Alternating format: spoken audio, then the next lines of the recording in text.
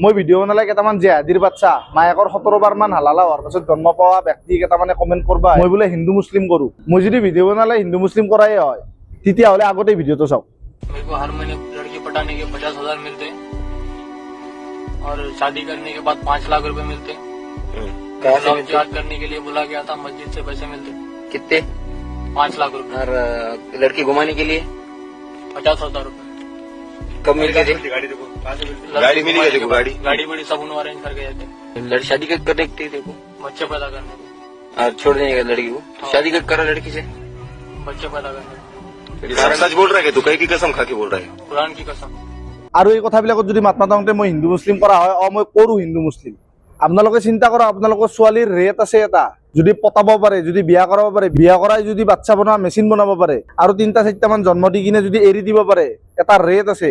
আৰু সেই জেহাদী কেইটাক গালি পাৰি ভিডিঅ' বনালে আহে কেইটামান তাৰ মানে 17-18 বাৰ মায়েকৰ হালালা হোৱাৰ পাছত জন্ম পোৱা গেদা কেইটামানে কমেণ্ট কৰিব। এই ভিডিঅ'টোত স্পষ্টকে কৈ আছে যে হিন্দু ছোৱালীক পতাব লাগে, হিন্দু ছোৱালীক বিয়া কৰাব লাগে, বিয়া কৰাই বাচ্চা জন্মাব লাগে, বাচ্চা জন্মাই এৰি দিব লাগে। এইবিলাক সিহঁতক মাদ্ৰাছাত শিক্ষা দিয়ে। প্ৰথমতে মই ভাবিছিলো অপৰাধীৰ কোনো ধৰ্ম নাই, কিন্তু যেতিয়া ৰেপৰ কথা আহে, লাভ জিহাদৰ কথা আহে, সন্ত্ৰাসবাদীৰ কথা আহে, এটা ধৰ্মৰ মানুহখিনিকে কিয় বেছি দেখা পোৱা যায়। এই ভিডিঅ'টোত স্পষ্টকে কৈ আছে যে মাদ্ৰাছাত তাক কোৱা হৈছে হিন্দু ছোৱালীক পতাব লাগে, বিয়া কৰাব লাগে, হিন্দু ছোৱালীক বাচ্চা জন্মোৱা মেচিন বনাব লাগে, তাৰ পাছত এৰি দিব লাগে। আৰু তাৰ কাৰণে এটা প্ৰাইজ আছে, তাৰ নিৰ্ধাৰণ কৰি থৈ দিছে। আৰু আমাৰ যিকেইটা অসমীয়া ছোৱালী মেৰা আব্দুল এছা নিয়ে ও আলাগে, যিকেইটা এতিয়াও ভাবি আছে তেৰা আব্দুল 22 साल के बाद भी बदल सकता है, काट के फ्रिज में डाल सकता है। আব্দুলৰ এটা মিছন আছে, সেইটো মাদ্ৰাছা শিকোৱা হয়। আৰু বাকী সমাজদাৰক গেলি ইশাৰাই কাফি। আৰু এই মেৰা আব্দুল এছা নিয়ে বুলি কৈ কিনে যেতিয়া আব্দুলে 22 বছৰ পিছত হ'লেও নিজৰ ৰংটো দেখায়, তেতিয়া আমাৰ এই হিন্দু ছোৱালীকেইটা যেতিয়া আব্দুলৰ লগত গুচি গৈছিল, তাৰ পাছত আমাৰ হিন্দু সমাজখনক সহায় বিচাৰি আহে যে মোক আব্দুলে এনেকে ফুচলাই লৈ গৈছিল, 4টা-5টা চলি জন্মাই কিনে এতিয়া মোক এৰি দিছে।